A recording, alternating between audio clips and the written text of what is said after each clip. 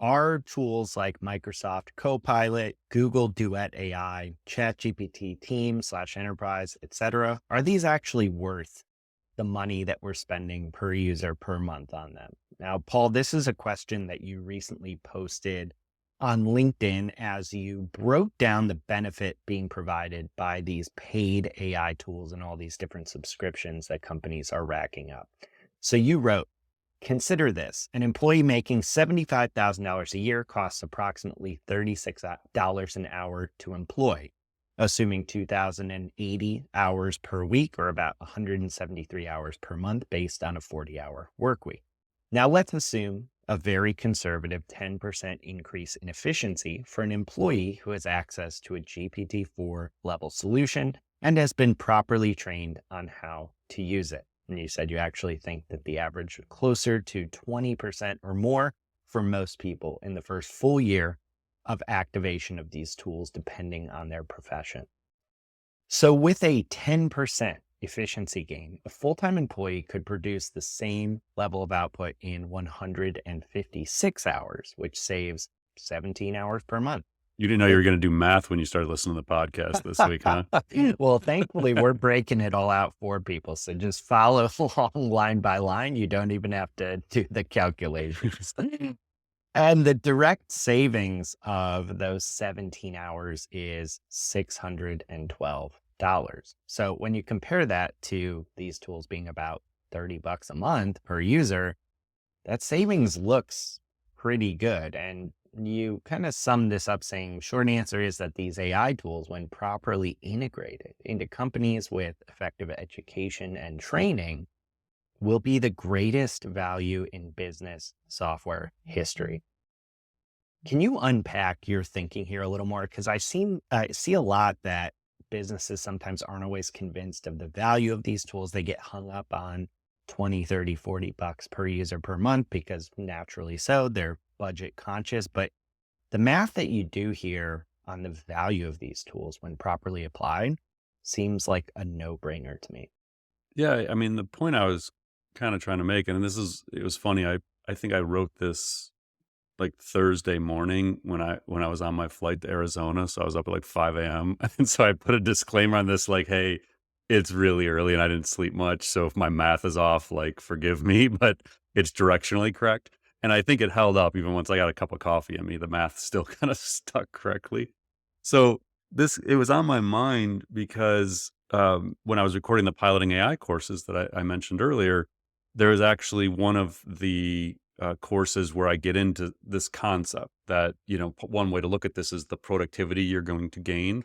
And so as we look at the cost of these tools, it doesn't take much to justify it. So, if it's $30 per user per month, and actually, ironically, I went into Google Duet AI today, which is for Workspace, which is their version, of Copilot and ChatGPT Team. And it is now $36 per user per month. They've raised the rate.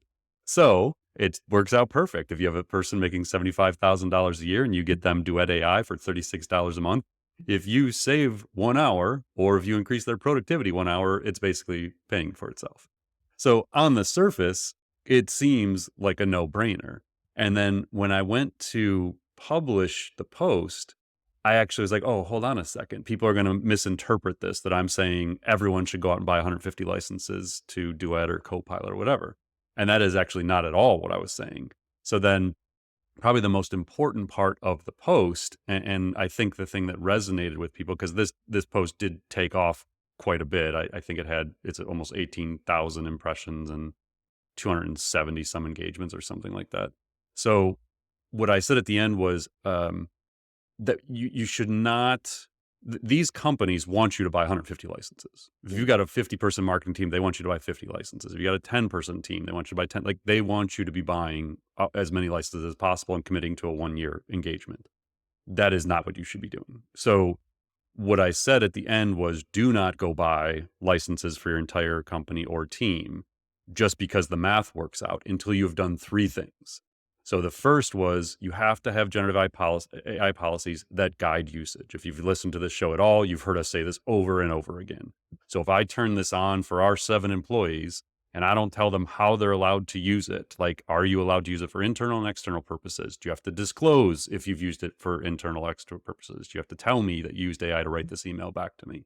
Um, how are you going to protect the data? What are you allowed to put into it? What aren't you allowed to put into it? Mm. So there's just these fundamental things you have to answer for generative AI policies. And even if they're not perfect, you need to give your team guidelines of how to use the technology before you turn this on for them. You also, then the second thing was have an AI education program that teaches them how it works and provides onboarding. So if you just like, if Mike and I get this turned on, we generally kind of know how this stuff works. Like we'll find our way.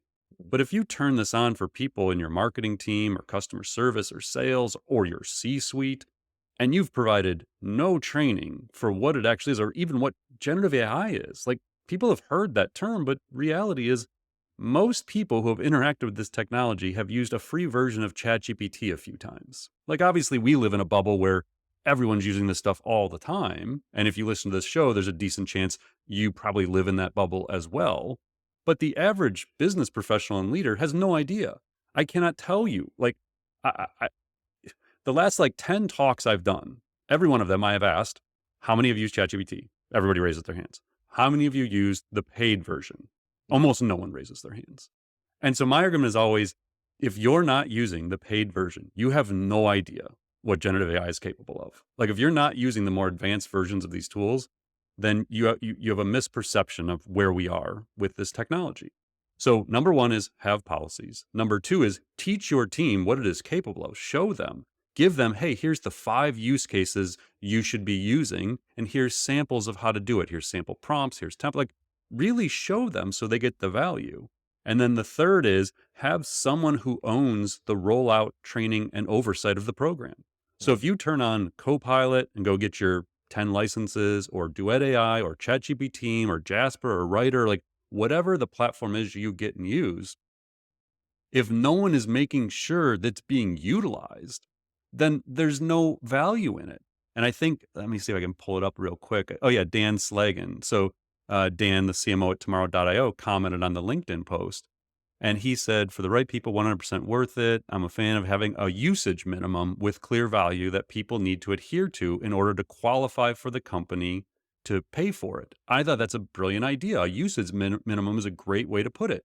So we're going to give you this tool. It's going to cost us $30 per month for you to have it. You have to use it X number of times, or you have to like show that you have increased productivity by X amount. Like have a metric tied to the rollout of this. And if you can't do that, if you don't know how you're going to measure utilization or success or value, then don't buy the license for that person. So again, it just kind of goes back to this idea of what we suggest when we talk about over and over and over again. The whole idea of the Piloting AI series, basically, start with a pilot program that has a small number of users who are trained to do it right. They are given guidance, there's oversight, there is measurements in place of how they're going to be assessed on it. And then look at that and prove the value before you go buy it for everybody. So you got 50 people in your company, put 3 people in the program, put 5 people, put a person from sales, a person from customer support, a person from marketing. Like do it cross discipline if you want to, but do this in a controlled way. You're going to get pressure from the technology companies to buy everyone the licenses for 12 months. It is rarely going to be the right decision. So, as part of this, you also mentioned it's really important for someone to own the rollout of AI technology in the organization. Like, what should that role look like? Who should be in it? I think for bigger companies, it's going to be like an AI ops type of role. We've seen that emerging as, someone who understands the internal workings of the organization. Maybe they're project management or I don't know, maybe it's HR. I don't know where they're going to come from, but someone who actually learns the product themselves, like deeply understands the product and the capabilities and can do the internal rollout and training, work with the vendors, things like that.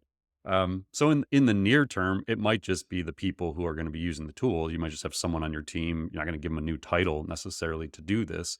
But I think as organizations start to really scale this out and it starts moving beyond 1 or 2 pilot projects and you're managing a number of different vendors and onboarding processes, that might be where you start to see more and more AI ops titles or something along those lines coming through. Or, it might be generative AI manager. I don't know. Like, I'm not, again, this is to me like the exciting thing. Like, if you're kind of on the frontier here and you're like taking our piloting AI classes and you're the only one in your organization like is really figuring out where to go with this, I think you're going to see a lot of people kind of like develop their own title and career path saying, hey, I think our organization needs someone that does these 10 things. And that is not a role in our company yet today. Mm. And I'm seeing it being called an AI ops manager or director, whatever that is.